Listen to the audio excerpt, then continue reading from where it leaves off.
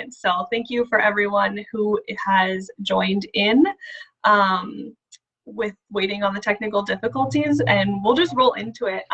Introducing Andy. You want to tell us a little bit about yourself and why you are our COVID-19 vaccine expert here at Network Health? Absolutely. So obviously my name is Andy Wheaton. I'm a pharmacist here at Network Health and the manager of the pharmacy department. I have a passion for vaccines. This past year we did the Medicare flu vaccine clinics and co-led that effort. And now it's the COVID vaccine time and co-leading this effort for Network Health. I'm happy to be here and share some of my thoughts on the latest of the COVID-19 vaccines. Awesome, thank you. Yeah, we're excited to have you. To get started, can you just kind of give us a little bit of an update on the vaccines in the state of Wisconsin and kind of where we've been when we got them and where we are today?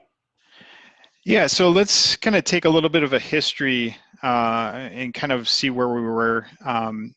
Beginning in about December 2020, we received authorization for 2 vaccines, so the Pfizer vaccine and the Moderna vaccine.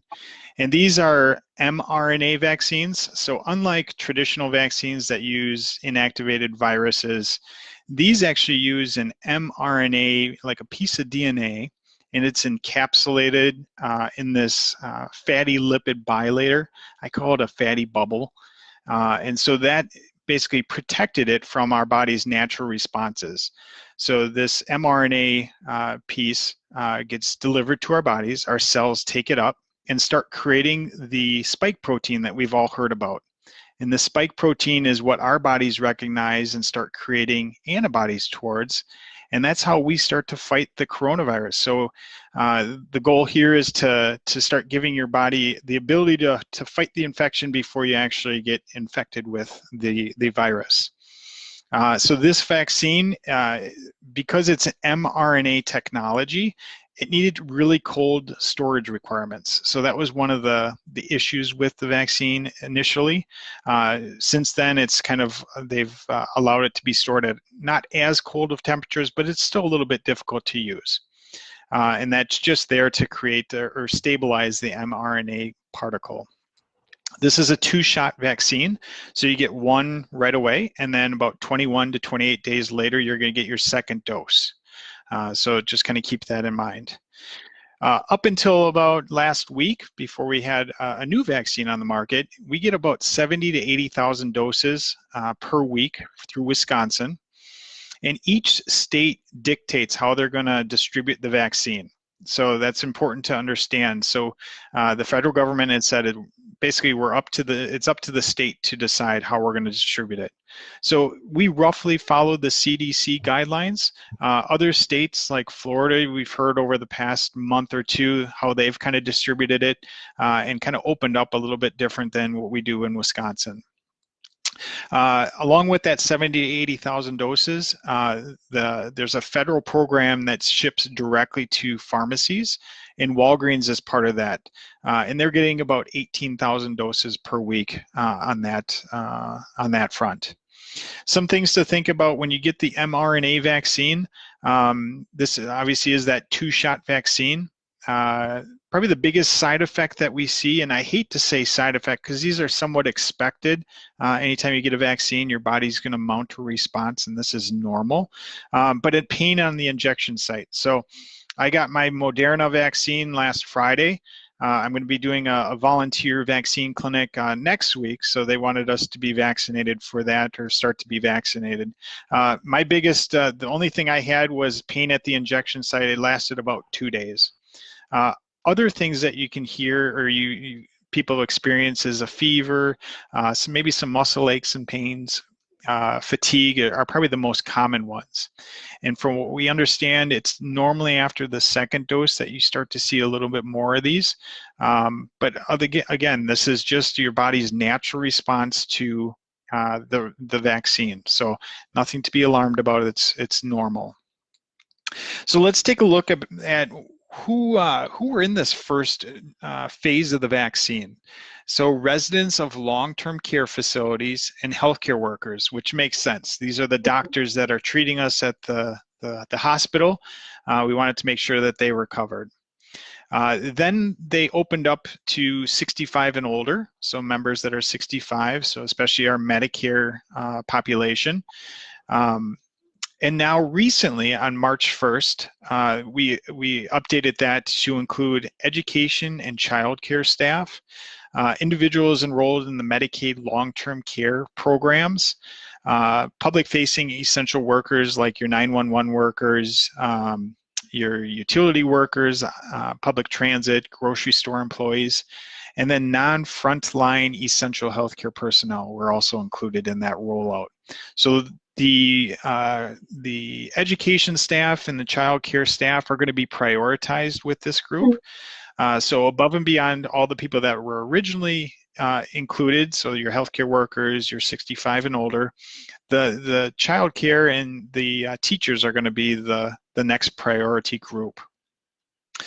So I think that was kind of that kind of brought us up to what we have current. One thing I just want to make sure is we do have a fantastic website. Our network health website is updated at least on a weekly basis, if not sooner. The information and stuff coming through to us is changing quite honestly on the hour. So we want to make sure that our members have the most up-to-date information. So please take a look there. It links not only to what we're doing at Network Health, but also the CDC and our state DHS, Wisconsin's DHS website, which is a great resource. Absolutely, yeah, and we break it out by county as well. So if you're in one of the counties that Network Health serves, we have each county's specific information there. So Kelly just dropped that into the chat, I saw, and we will also follow up after this live and include it in the event too, if you want to take a look at any of those sites. Like Andy mentioned, we're updating them very often as things change very often, which leads right into, can you tell us about this week? I know it's been, if anyone's kind of seen the news, it's been a lot of news this week. So if you want to kind of update us on what the latest is it's been a very busy week in COVID vaccine updates. Yeah, very exciting. So this week we actually last Saturday late in the evening we got the approval on the Johnson & Johnson vaccine. Now this is a little bit different than the mRNA vaccines, the Pfizer and the Moderna. This one is a single dose, and the storage requirements are simple refrigeration, so something that most pharmacies are very capable of handling. And this one I would say is a little bit more of a traditional vaccine compared to the mRNA one, in that it uses an adenovirus, which is a common cold virus that's been modified not to cause the common cold. And then the DNA to create the spike protein has been inserted into the virus, and then that's your vaccine. So once your body starts to create a response, it's going to start to create the spike protein. This will not give you coronavirus.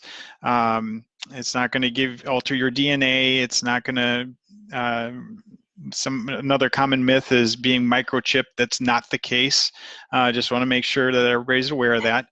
And so this one, once your body starts creating that spike protein, again, similar to the mRNA ones, this one, your body will now start to create that antibody towards the spike protein. And that's how we fight the coronavirus when we come in contact with it. So like I said, this one's a single dose. It doesn't have the same storage requirements.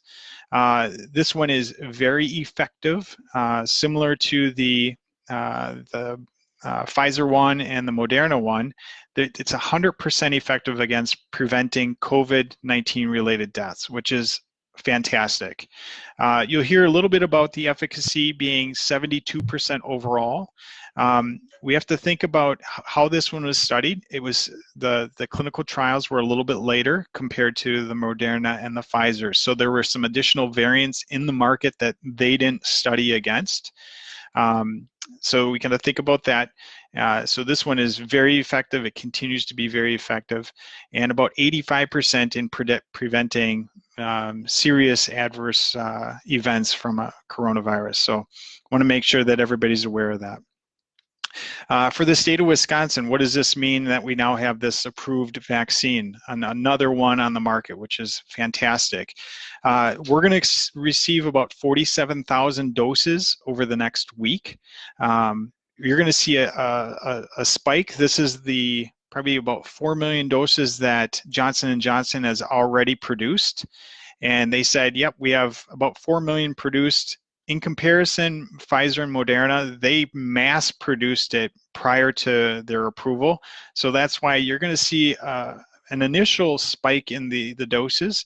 It's going to drop off over the next, I would say, 2 to 3 weeks. And then towards the end of March, early April, that'll ramp up again. So expect a little bit of a spike this next week, which is great. Mm-hmm. And then we'll see that kind of diminish over the next couple of weeks and then ramp up again.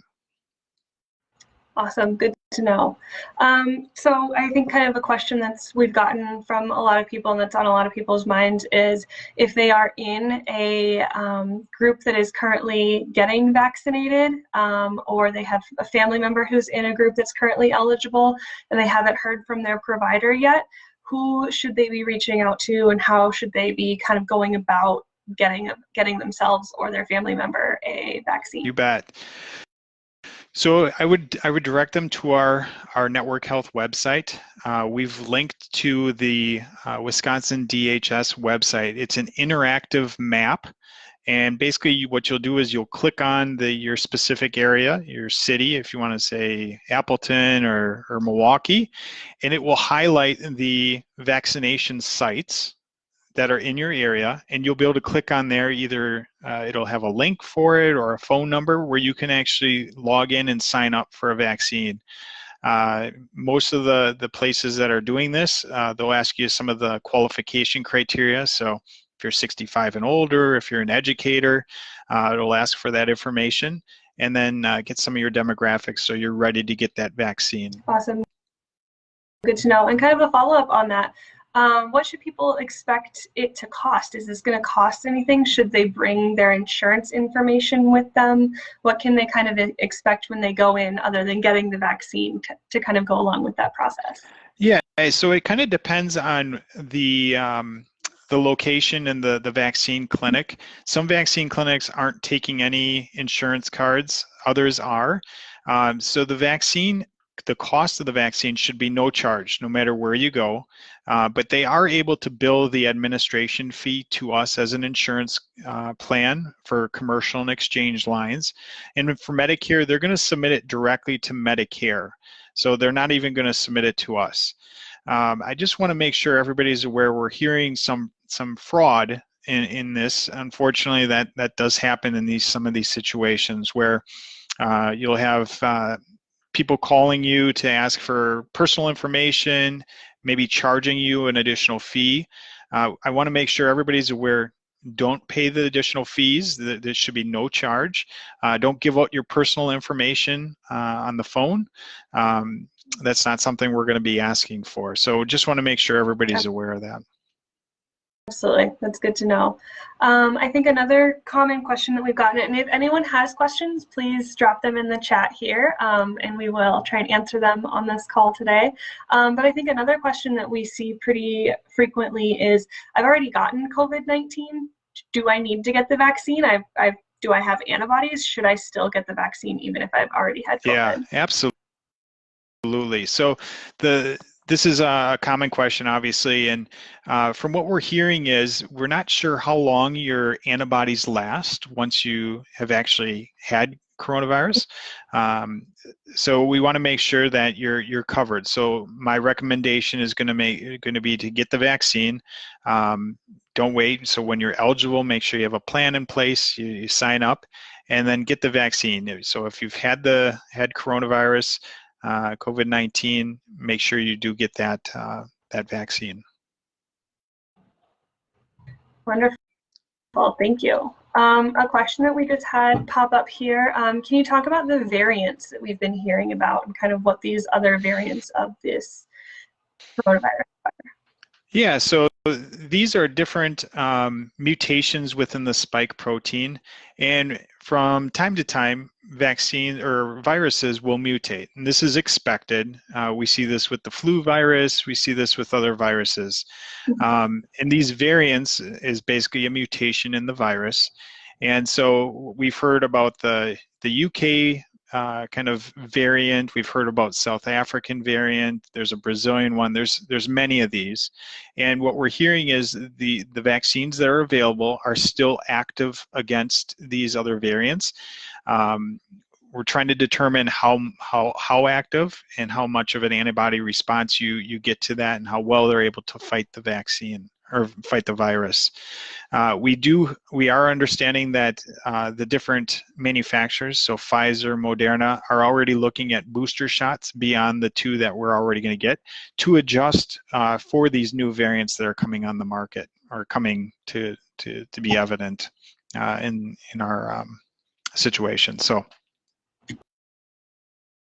Awesome, thank you. Any other questions out there? Andy, any other common questions that you've been seeing that you'd like to kind of touch upon as well? The only thing that I just want to make sure everybody's aware of is just to really have a plan in place when you're eligible and your time is ready to get the vaccine. Have a plan in place, so make sure that you have that in your calendar, you show up for your appointment, and then when you're ready to get the second vaccine, if that's the one that's allotted for you, make sure you have a plan for the second vaccine. So make sure to put a calendar reminder on your phone. There's actually a texting service that will remind you of that second dose. So I'm going to read this off of my cheat sheet here. So you can text this. It's called Vaxxed Text. It's a text messaging service. It's you text them Enroll, ENROLL, and it's 1-833-829-8398. So just do that. Make sure you get prepared for that second dose, and you'll be ready to go. Wonderful. And we'll follow up for anyone who might not have caught that, and share that text number as well. We have another question here. Can you talk a little bit about herd immunity and what that means? Yeah, so herd immunity is when a large portion of our population has either had the virus and is creating antibodies, or has received the vaccine. So what we think about is, from a herd immunity standpoint, is we're looking at about 70 to 75% of our population getting the vaccine. So then we protect ourselves, but not only ourselves, but the communities that we live. And then for those other 20 to 25% that are either unable to get the vaccine or have a reaction to it, we're protecting them as well. So that's the thought, that we're not able to transmit it as a group, as a society in that particular area. And that's kind of how herd immunity works. Fantastic. Thank you. Wonderful. We'll give it a second here, see if we have any other questions. Just a reminder too, we will be back here next week, Wednesday at 1:15 with a much smoother login from Facebook. So thank you to everyone for kind of bearing with us as I figured out why Facebook wouldn't let us get on to start. Cool, I'm not seeing any questions come through right now. However, if there are any questions, please send us a message on Facebook, shoot us a comment, and we will follow up with you and get that information as soon as possible, or we will make sure to address it in our next live next week. Andy, do you have any final thoughts for us before we sign off? I don't think so. Just looking forward to getting the vaccine supply increasing in our state, and we can get more people vaccinated. So absolutely looking forward to it. Wonderful. Thank you. Well, we will see you guys next week. Thank you so much for joining us. All right. Bye-bye.